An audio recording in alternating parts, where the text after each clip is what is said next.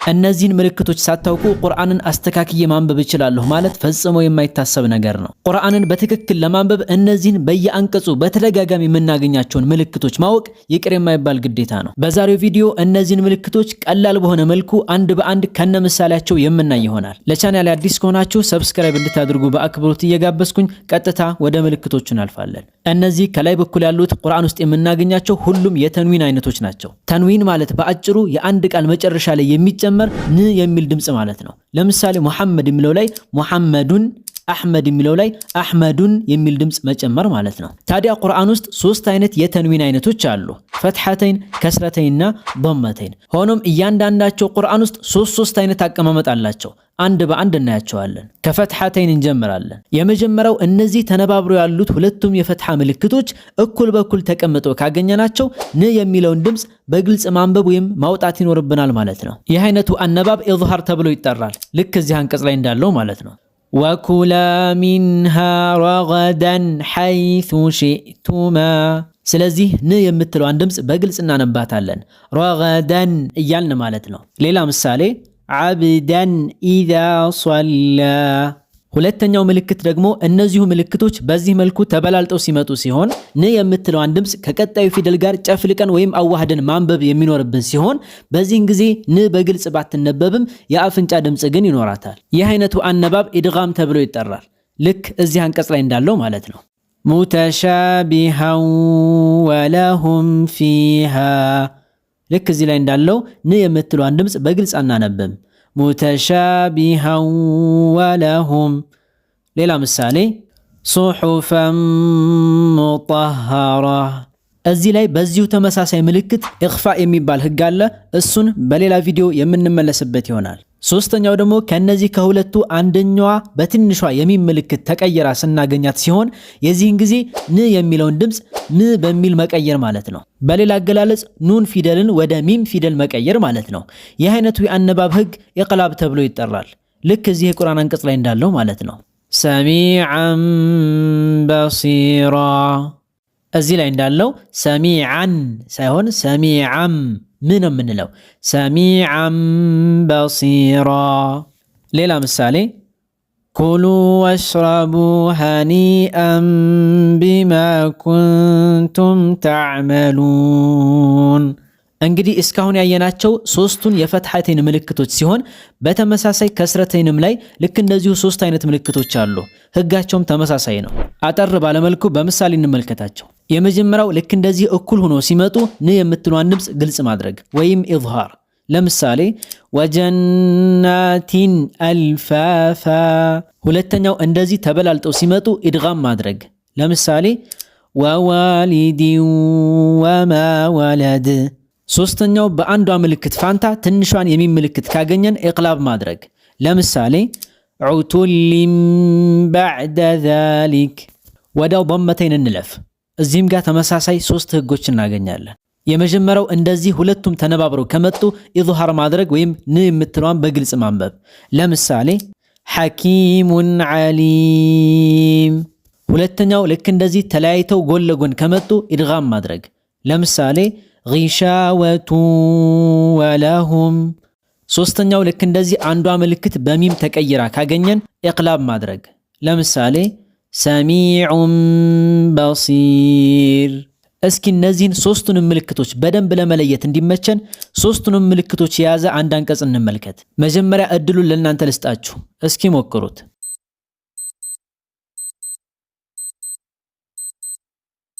ሱሙን ቡክሙን ዑምዩን ፈሁም ላ የርጅዑን። እነዚህን የአነባብ ህጎች በሌላ ቪዲዮ በአላህ ፍቃድ በሰፊው የምናያቸው ይሆናል። አራተኛዋ እቺ ትንሿ የሷድ ምልክት ከአሊፍ ከላይ ተቀምጣ የምናገኛት ስትሆን ሁለቱ በአንድ ላይ ሐምዘተል ወስል ተብለው ይጠራሉ። ስሟም የመጣው ወስል ከሚለው የአረበኛ ቃል ሲሆን ማያያዝ ማለት ነው። ስለዚህ እቺን ምልክት ወይም ፊደል በቃላት መካከል በምናገኛት ጊዜ አያያዥ ስለምትሆን ሙሉ በሙሉ አትነበብም።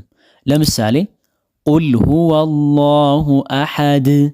እዚህ ላይ አሁን ቁል ሁወ አላሁ ነበረ። ነገር ግን በቃላት መካከል ስለመጣች አ የምትለዋ ወይም ደግሞ እቺ ሐምዘተል ወስል አትነበብም። ቁል ሁወ አላሁ አሐድ። ሌላ ምሳሌ ፈሰሊ ሊረቢከ ወንሐር ወኢንሐር ሳይሆን ወንሐር ብለን ሐምዘቱል ወስሏን በቃላት መካከል ስናገኛት አናነባትም። አምስተኛዋ እቺ የሱኩን ምልክት የምትመስለዋ ሞላላ ክብ ስትሆን ከቁርአን ውጭ ያሉ የአረበኛ መጽሐፎች ላይ እንደ ሱኩን የምታገለግል ቢሆንም ቁርአን ላይ ግን ሱኩን አይደለችም። ይልቁንስ እሷ የተቀመጠችበት ፊደል እንደማይነበብ ለመጠቆም የመጣች ምልክት ናት። ለምሳሌ ፈልየዕቡዱ ረበ ሃዘል በይት እዚህ ላይ እንደምናየው ፈልየዕቡዱ ከሚለው ከዋዋ ቀጥሎ አሊፍ ላይ ይቺው ምልክት ተቀምጣለች። ስለዚህ ይችን አሊፍ አናነባትም ማለት ነው። ፈልየዕቡዱዋ ብለን አናነብም። ፈልየዕቡዱ ብቻ ብለን ነው የምናነበው።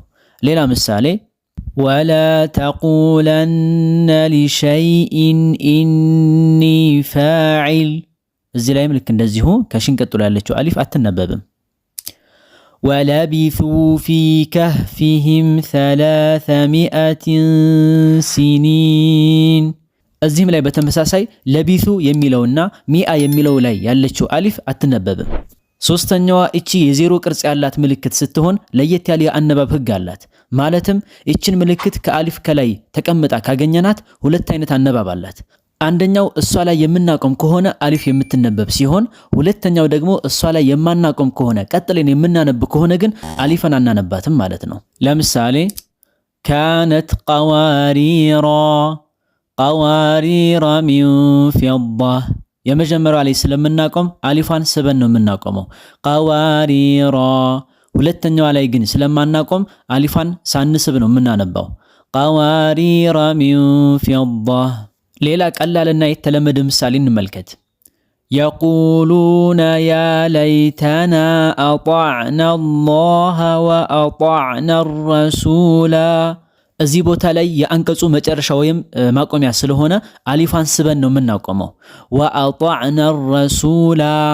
ነገር ግን ማናቆም ቢሆን ኖሮ አሊፋን አንስባትም ወይም ደግሞ አትነበብም። ወአጣዕና ረሱላ ብለን ሳንስብ ወይም አሊፍን ሳናነብ እንቀጥላለን ማለት ነው። ሰባተኛዋ እቺ የነጥብ ቅርጽ የምትመስለዋ ምልክት ለየት ያለ የአነባብ ህግ ሲኖር የምናገኛት ምልክት ስትሆን ከፊደል ከላይ ወይም ከታች ተቀምጣ ልናገኛት እንችላለን። ለምሳሌ እቺ ምልክት ከአሊፍ ከላይ ሆና ስትመጣ አሊፍን በግልጽ ሳይሆን በስሱ ማንበብ እንዳለብን የምታመላክት ናት። ለምሳሌ እዚህ አንቀጽ ላይ እንዳለው አዕጀሚዩ ብለን ሁለተኛው ላይ ያለችውን አሊፍ በግልጽ አናነባትም።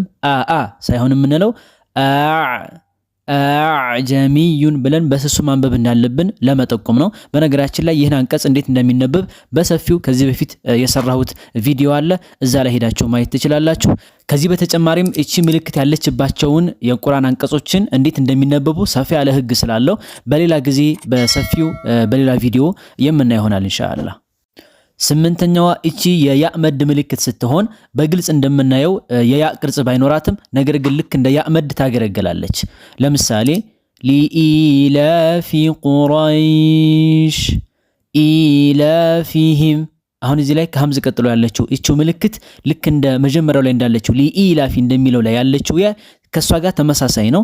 ሐምዝን ስበን ነው ማንበብ ያለብን። ሊኢላፊ ብለን እዚህ ላይ ያን እንደሳብ ነው። እዚህኛውም ላይ ልክ እንደዚሁ ኢላፊሂም ብለን መሳብ ይኖርብናል። ምክንያቱም እቺ ራሷ ያመድ ስለሆነች ማለት ነው። ዘጠነኛዋ እቺ የኑን ፊደል ቅርጽ ያላት ምልክት ስትሆን ከአንድ ቃል ከላይ ተጨምራ እናገኛታለን። የዚህን ጊዜ ቃሉ ላይ ኑን ፊደል በግልጽ ተካቶ ባናገኝም ነገር ግን ኑን እንዳለ አስበን እንድናነብ የምታመለክት ናት። ለምሳሌ ወከዛሊከ ኑንጂል ሙእሚኒን አሁን እዚህ ላይ ኑንጂ ብለን ንን ጨምረን እንድናነብ ያደረገችን ይቺ ኑን ምልክት ናት። ነገር ግን በግልጽ ካየነው ግን ኑጂ ብለን መሃል ላይ ኑን ፊደል የለም። ነገር ግን ኑን እንዳለ አስበን እናነባለን። ኑንጂ ወከዛሊከ ኑንጂል ሙእሚኒን። አስረኛዋና የመጨረሻዋ ምልክት እቺ የሲን ምልክት ስትሆን ሁለት አይነት አመጣጥ አላት። አንደኛው ከሷድ ከላይ ተቀምጣ የምትመጣ ሲሆን የዚህን ጊዜ ከሷድ ይልቅ በሲን ማንበቡ የተሻለ ነው የሚል መልእክት አላት። ለምሳሌ ወላሁ የቅቢዱ ወየብሱጡ እዚህ ላይ በሲን ማንበቡ የተሻለ ነው ከሷድ ይልቅ ማለት ነው። ወየብሱጡ። ሌላ ምሳሌ ፊል ኸልቂ በስጣህ ሲን ነው የምናደርገው ሷድ ሳይሆን ማለት ነው። ሆኖም ከሷድ ከስር ተቀምጣ ካገኘናት ግን በሁለቱም ማንበብ እንችላለን። ከፈለግን በሷድ ከፈለግን በሲን። ነገር ግን በሷድ ማንበቡ በብዛት የተለመደና የታወቀ ነው። ለምሳሌ አም ሁሙል ሙሰይጢሩን በዚህ መልኩ በሷድ ማንበብ እንችላለን። አሊያም ደግሞ በሲን ማንበብ እንችላለን። አም ሁሙል ሙሰይጢሩን። መርሐባ። እንግዲህ የዛሬው ቪዲዮአችን ይሄን ይመስል ነበር። በጣም በርካታ ጥቅሞች እንዳገኛችሁበት ተስፋ አደርጋለሁኝ። ለሌሎችም በርካታ ወንድምና እህቶች ይህ ትምህርት እንዲደርሳቸው ቪዲዮውን ላይክ እና ሼር ማድረግ እንዳይረሳ።